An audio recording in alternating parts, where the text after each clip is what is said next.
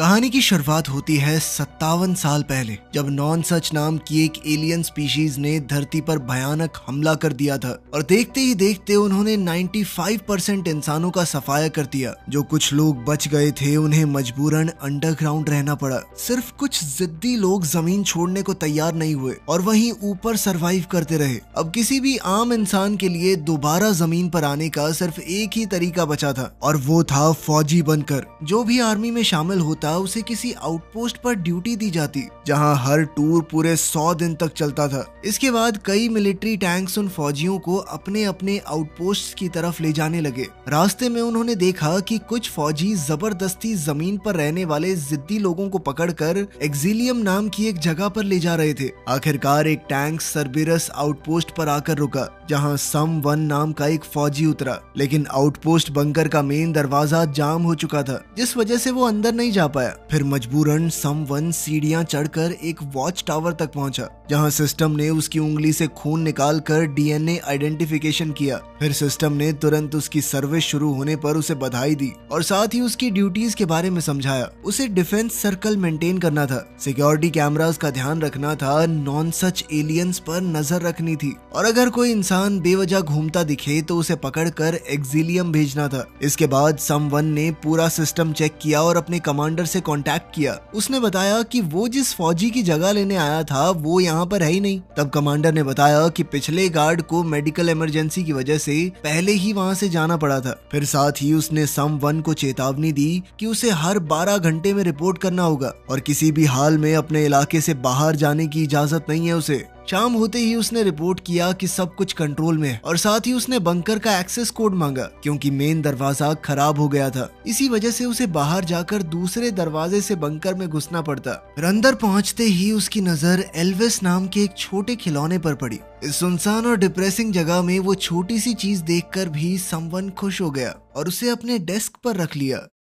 फिर रात में उसने बाहर बैठकर एलियंस पर नजर रखी और साथ ही सिगरेट पीते हुए अपनी ड्यूटी करता रहा। उस दिन के बाद समवन की जिंदगी एक ही रूटीन में सिमट कर रह गई। हर सुबह सिस्टम उसे जगाता और याद दिलाता कि उसकी ड्यूटी खत्म होने में कितने दिन बचे थे। उसके बाद समवन बालकनी में एक्सरसाइज करता और फिर शावर लेता। यहाँ पहली बार पता चला कि हर फौजी की गर्दन पर एक खास टैटू बना हुआ था। फिर रोज की तरह वो सिस्टम चेक करता, पूरे इलाके की इंस्पेक्शन करता और राशन से अपना खाना तैयार करता। लेकिन दिन के पहले ही खाने के दौरान उसकी नजर एक परछाई पर पड़ी, जो बड़ी तेजी से उसके पास से गुजरी। ध्यान से देखने पर पता चला कि बंकर में एक चूहा घुस गया था, लेकिन जैसे ही समवन उसके करीब गया तो वो तुरंत छुप गया। फिर शाम होते ही समवन ने अपनी डेली रिपोर्ट सबमिट की और उसे नया बंकर कोड मिला, लेकिन उसने चूहे के बारे में कुछ नहीं बताया। फिर धीरे धीरे दिन बीतने लगे, लेकिन हर दिन बिल्कुल पिछले जैसा लगता था। कोई रोमांच, कोई नई चीज होती ही नहीं थी। इसका असर समवन के दिमाग पर साफ दिखाई देने लगा था। लगभग 2 हफ्ते बाद एक सुबह अचानक उसकी आंख खुली और उसने देखा कि वही चूहा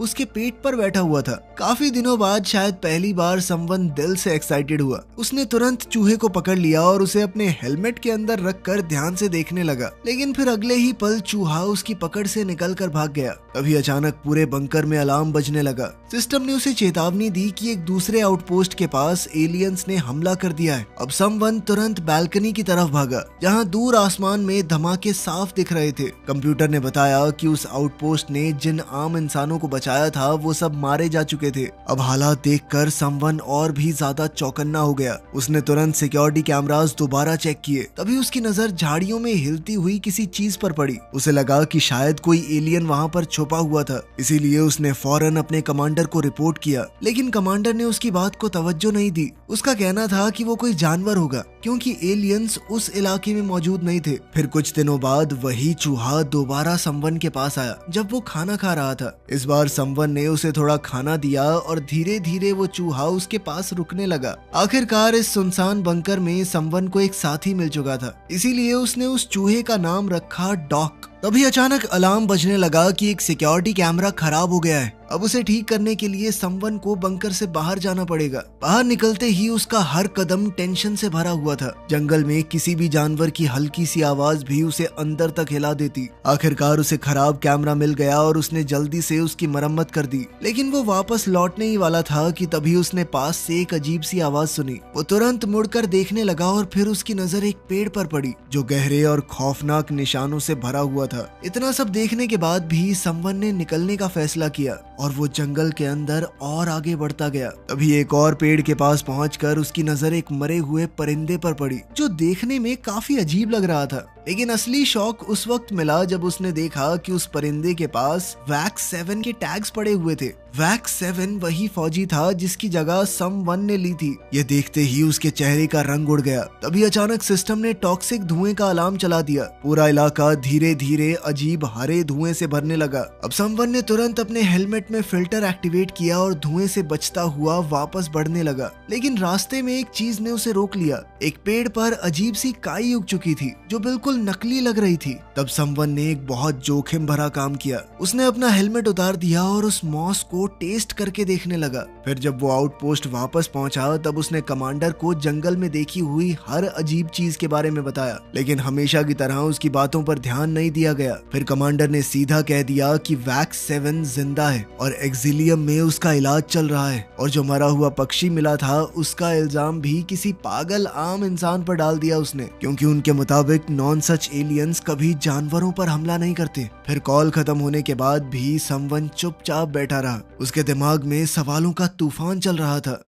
इसके कुछ दिन बाद समवन फिर से मुआयना करने बाहर निकला। तभी अचानक से टॉक्सिक धुएं का अलार्म बजा और पूरा जंगल दोबारा से उस अजीब हरे धुएं से भर गया। तभी समवन की नजर एक और मरे हुए परिंदे पर पड़ी। उसने देखा कि पेड़ों के बीच एक अजीब सा क्रीचर खड़ा था। समवन बिना सोचे उसके पीछे भागा, लेकिन कुछ ही पलों में वो क्रीचर हवा में गायब हो गया, जैसे वो कभी वहां पर था ही नहीं। फिर आउटपोस्ट लौटकर समवन ने दोबारा इस घटना की रिपोर्ट दी, लेकिन क्योंकि डिफेंस रिंग अभी भी सुरक्षित थी, इसलिए कमांडर ने फिर उसकी बात को नजरअंदाज कर दिया। उसका मानना था कि समवन ने शायद कोई जानवर देख लिया होगा। अब समवन को यकीन होने लगा कि उससे कुछ छुपाया जा रहा है। इसी शक में उसने पूरे बंकर की तलाशी लेनी शुरू कर दी और तभी फर्नीचर के पीछे उसे दीवार पर खून का एक पुराना दाग मिला। ये देखते ही उसका दिल जोर से धड़कने लगा। उसने तुरंत एक स्टूल खींच कर रखा और फिर अपनी बंदूक का एंगल मैच करके देखने लगा और कुछ ही देर में उसे एक खौफनाक सच का एहसास हुआ। शायद वैक्स 7 खुद ही मर गया होगा। अब समवन ने सोच लिया कि किसी भी हाल में अपने सवालों का जवाब पाकर रहेगा, इसीलिए उसने सिक्योरिटी रिकॉर्डिंग एक्सेस करने की कोशिश की, लेकिन सिस्टम ने उसे परमिशन देने से मना कर दिया।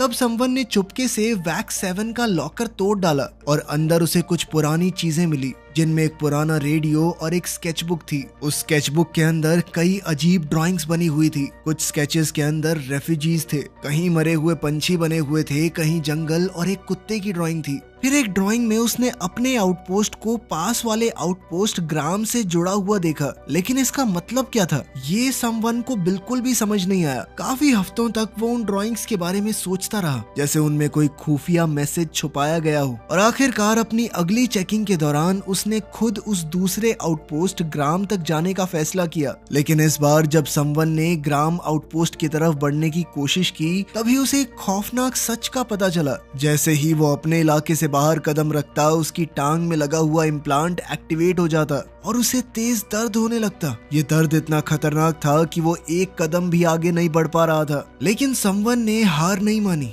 वो एक पेड़ पर चढ़ गया और वैक्स 7 के टैग्स की मदद से धूप की रोशनी रिफ्लेक्ट करके उसने ग्राम आउटपोस्ट के फौजी का ध्यान अपनी तरफ खींचने की कोशिश की। लेकिन काफी देर तक इंतजार करने के बाद भी सामने से जब कोई जवाब नहीं आया, तो आउटपोस्ट वापस लौटकर समवन ने अपनी ही रिकॉर्डिंग्स चेक करने का फैसला किया। लेकिन तभी अचानक कंप्यूटर ग्लिच करने लगा और एक एक करके स्क्रीन्स बंद होने लगी। इस बीच कैमरा फुटेज में समवन ने खुद को देखा, लेकिन ये क्या, इस बार उसके पीछे कोई और भी खड़ा था। ये देखते ही वो तुरंत पीछे मुड़ा, लेकिन उसी पल पूरी बिजली चली गई। उसके हाथ पर लगे ब्रेस डिवाइस ने कंफर्म किया कि उसके इलाके के अंदर कोई भी बाहरी हलचल नहीं हुई है। मगर फिर भी समवन फ्लैशलाइट लेकर पूरे आउटपोस्ट में उस क्रीचर को ढूंढने लगा। वो बाहर तक भाग गया और ढंग से देखने के लिए फ्लेयर भी शूट की, लेकिन उसे वहाँ सिर्फ कुछ छोटे पंछी ही मिले। फिर थोड़ी देर बाद आउटपोस्ट की बिजली वापस आ गई। तब समवन ने तुरंत कमांडर को इस गड़बड़ी और क्रीचर के बारे में रिपोर्ट किया, लेकिन कमांडर को अब भी यकीन नहीं हुआ। उसका कहना था कि बिना अलार्म के ट्रिगर हुए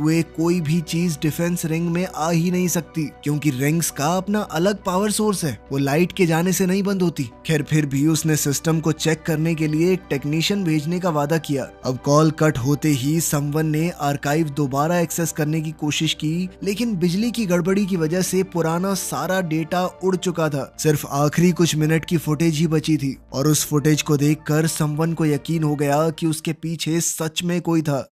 फिर अगले दिन उसने अपने नॉर्मल रूटीन में रहने की कोशिश की, लेकिन अब उसकी तबीयत बिगड़ने लगी थी। उसने दवा भी ली, लेकिन अंदर ही अंदर वो इतना परेशान और घबरा चुका था कि ग्लास साफ करते वक्त उसने कांच तोड़ डाला। तभी अचानक लॉकर के अंदर से बच्चों के गाने की आवाज आने लगी। पहले तो समवन डर गया, लेकिन फिर उसे समझ आया कि आवाज उस पुराने रेडियो से आ रही है। रेडियो के उस तरफ ग्राम आउटपोस्ट का सोल्जर कर 4 था, जो कि वैक्स 7 के बारे में पूछ रहा था। समवन ने उसे बताया कि वैक्स 7 की जगह पर मैं आ गया हूँ। मगर ये सुनते ही कर 4 तुरंत चुप हो गया और उसने कॉल काट दी। जाने से पहले उसने सिर्फ इतना कहा कि 2 आउटपोस्ट्स के बीच बातचीत करना मना है। बाद में एक बार फिर बिजली में गड़बड़ी होने लगी। इस बार परेशान होकर समवन ने कमांडर से बात की और टेक्नीशियन के बारे में पूछा, जो कई दिन पहले ही यहाँ पर पहुंच जाना चाहिए था। मगर तब कमांडर ने बताया कि एक और आउटपोस्ट पर हमला हुआ था और वहाँ कोई भी जिंदा नहीं बचा। इसी वजह से टेक्नीशियन बहुत सावधानी से आगे बढ़ रहा है ताकि वो जोखिम में ना पड़े। फिर कॉल कट होने के बाद समवन ने डॉक से कहा कि अब मुझे अपने कमांडर पे बिल्कुल भी भरोसा नहीं रहा। फिर धीरे धीरे दिन बीतने लगे, लेकिन उसकी तबीयत अब भी खराब चल रही थी। फिर एक दिन टेरिटोरी चेक के दौरान उसने कुछ मलबे के अंदर किसी चीज को हिलते हुए देखा।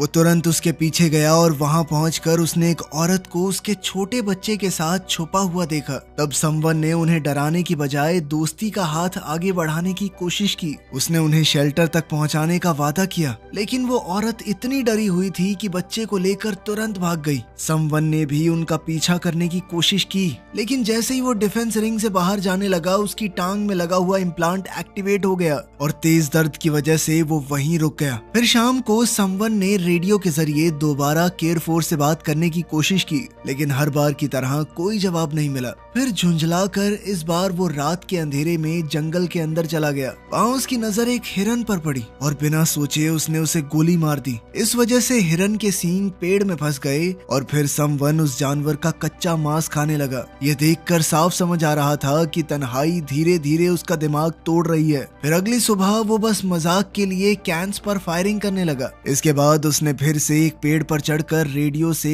केयर 4 से बात करने की कोशिश की, लेकिन जब सामने से कोई जवाब नहीं आया तो गुस्से में वो जोर से चिल्लाने लगा। खैर वापस आते वक्त अचानक उसकी नजर एक फूल पर पड़ी। इस जबरदस्त दुनिया में एक जिंदा फूल देखना बहुत अजीब बात थी और कुछ पलों के लिए समवन वहीं रुक गया। लेकिन तभी टॉक्सिक धुएं का अलार्म बजने लगा और क्योंकि इस बार समवन ने हेलमेट नहीं पहना हुआ था तो उसकी तबीयत अचानक बिगड़ने लगी और वो जमीन पर गिर पड़ा। फिर धुंधली नजरों के बीच उसे दूर कुछ टूटे हुए पेड़ दिखाई दिए और वही अजीब क्रीचर एक बार फिर से सामने आया, लेकिन इस बार समवन होश खो बैठा। खैर अगली सुबह जब उसकी आंख खुली तो उसका सर बुरी तरह से घूम रहा था। उसने तुरंत रेडियो पर केयर 4 के लिए एक मैसेज छोड़ा। उसने बताया कि नॉन सच उसके इलाके में घुस चुके थे और शायद वैक्स 7 को भी पकड़ लिया गया है। इसके बाद समवन ने खुद को आउटपोस्ट तक ही सीमित कर लिया। अब वो ज्यादा बाहर नहीं जाता था, बस दिन भर स्केचबुक में ड्राइंग्स बनाता और डॉग से बातें करता रहता। शायद अब उसे बाहर की दुनिया से ज्यादा आउटपोस्ट की दीवारें सुरक्षित लग रही थी। फिर धीरे धीरे ड्यूटी के दिन खत्म होने लगे और जब सिर्फ 14 दिन बचे थे तभी अचानक आउटपोस्ट में अलार्म बजने लगा। लेकिन इस बार कोई क्रीचर या एलियन नहीं था,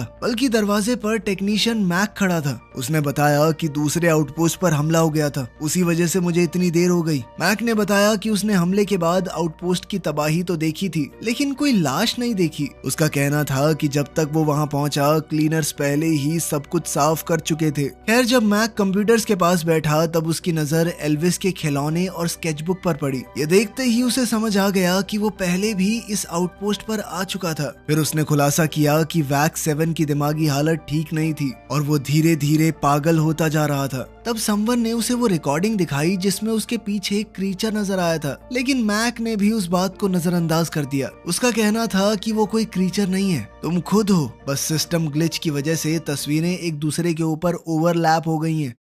खैर इसके बाद मैक ने सिक्योरिटी सिस्टम्स चेक करने शुरू किए और तब उसे पता चला कि डिफेंस रिंग के कैमरास एकदम बंद पड़े थे। ये बात अजीब थी क्योंकि समवन कुछ ही दिन पहले उन्हें रिचार्ज कर चुका था। अब दोनों सिस्टम चेक में लग गए। तब डॉक धीरे से डेस्क पर चढ़ गया, लेकिन जैसे ही मैक की नजर उस पर पड़ी तो उसने बिना सोचे उसे जोर से हटा दिया। अचानक डॉक हवा में उछलकर दूर जा गिरा और ये देखते ही समवन का गुस्सा बढ़ गया। वो तुरंत भागकर डॉक के पास गया और घबराहट में उसे देखने लगा। फिर कुछ पल बाद डॉक ने आंखें खोली और तब जाकर समवन ने चैन की सांस ली, लेकिन इधर मैक उसे अजीब नजरों से देख रहा था। उसने मजाक उड़ाते हुए कहा कि समवन भी वैक्स 7 की तरह पागल होता जा रहा है। बस यही बात समवन के अंदर चुभ गई। गुस्से में उसने तुरंत बंदूक निकालकर मैक पर तान दी और उसे आर्काइव रिकॉर्डिंग्स निकालने को कहा। ये रूल्स के खिलाफ था, इसलिए मैक ने साफ मना कर दिया। उसे लग रहा था कि समवन उसे मारेगा थोड़ी, बस एक्टिंग कर रहा है। लेकिन अगले ही पल समवन ने 2 जोरदार मुक्के मारे उसे। अब मैक्स सच में डर गया। फिर उसने तुरंत डॉक से माफी मांगी और आर्काइव खोलने की कोशिश शुरू कर दी।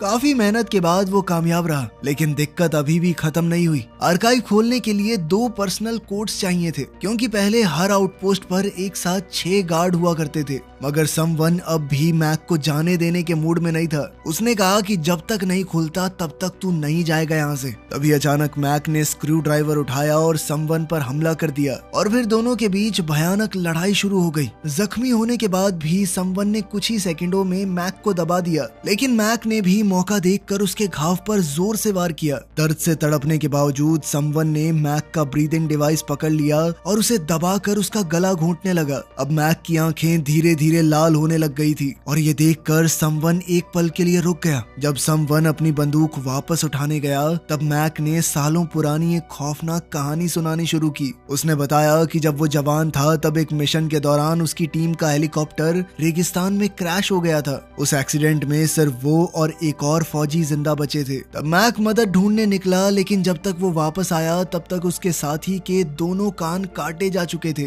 और फिर जब उनके आसपास एक भयानक बवंडर शुरू हुआ तब मैक ने पहली बार नॉन सच को देखा था। वो आंधी के अंदर परछाइयों की तरह छुपे हुए थे और कुछ ही पलों में उन्होंने उसके साथी को बेरहमी से मार डाला। मैक ने बताया कि उन एलियंस की चीखें इतनी खौफनाक थी कि उनकी आवाज सुनते ही उसके कानों से खून बहने लगा था। उसका पूरा शरीर अंदर से फटने जैसा दर्द महसूस कर रहा था। तब उसे समझ आया कि उसके साथी ने अपने कान खुद क्यों काट दिए ताकि उसे वो आवाज सुनाई न दे। अंत में जब उसकी टीम ने आखिरकार मैक को ढूंढा तब उसके फेफड़े रेत से भर चुके थे और उसका गला बुरी तरह खराब हो गया था। इसी वजह से अब उसे सांस लेने के लिए वो ब्रीदिंग डिवाइस पहनना पड़ता है। खैर फिलहाल के लिए समवन ने मैक को बंकर के अंदर ही बंद कर दिया ताकि जरूरत पड़ने पर वो उसका दोबारा इस्तेमाल कर सके। इसके बाद समवन ने अपने घाव साफ किए, दवा ली और हमेशा की तरह अपनी रिपोर्ट भेज दी जैसे सब कुछ नॉर्मल चल रहा हो। जब कमांडर ने मैक के बारे में पूछा तब समवन ने झूठ बोल दिया कि वो तो सिस्टम ठीक करके कब का जा चुका है। इसके बाद आखिरकार उसका कांटेक्ट दोबारा से केयर 4 से हुआ। इसके बाद केयर 4 ने अपना एक्सेस कोड दिया, जिसके बाद समवन आखिरकार आर्काइव रिकॉर्डिंग्स देख पाया। वीडियो में वैक्स 7 शुरुआत में बिल्कुल नॉर्मल लग रहा था। वो रूटीन फॉलो करता रहा, अपनी ड्यूटी करता रहा, धीरे धीरे डॉक के साथ जुड़ भी गया। लेकिन वक्त के साथ साथ उसका दिमाग टूटने लगा, उसकी हालत बिगड़ती गई और उसने गुस्से में सिस्टम और कंप्यूटर तक तोड़ दिए। अब जाकर समवन को बिजली की गड़बड़ी की असली वजह समझ आई। ये सब देखने के बाद समवन ने तुरंत केयर 4 से बात की और अपनी थ्योरी के बारे में बताया। उसका मानना था कि शायद नॉन सच नाम की कोई चीज है ही नहीं, क्योंकि ना तो किसी ने आज तक उन एलियंस को ढंग से देखा था और ना ही इतने वक्त में उसने किसी मरे हुए शरीर को देखा है। समवन को लगने लगा कि ये सब सरकार का बनाया हुआ एक बहुत बड़ा झूठ था ताकि लोगों को डरा कर एक्सिलियम भेजा जा सके। सच तो ये था कि दुनिया के नेचुरल रिसोर्सेज धीरे धीरे खत्म हो रहे थे और अमीर लोग उन रिसोर्सेज को सिर्फ अपने लिए बचा कर रखना चाहते थे। इसीलिए फौजियों को जमीन पर भेजा जा रहा था ताकि वो आम इंसानों को पकड़कर अंडरग्राउंड भेज दें या जरूरत पड़ने पर उन्हें मार डालें। और शायद इसी वजह से वो औरत और उसका बच्चा उसके साथ शेल्टर में भी नहीं चले। लेकिन केयर4 को उसकी एक भी बात पर यकीन नहीं हुआ। उसने भी समवन को वैक 7 की ही तरह पागल समझना शुरू कर दिया। फिर उसने वही पुराना गाना बजाया जो कि एक नर्सरी राइम थी और पहले वैक 7 को शांत करने के लिए इस्तेमाल की जाती थी। लेकिन इस बार समवन को वो गाना और भी ज्यादा परेशान करने लगा और उसने तुरंत कॉल काट दी।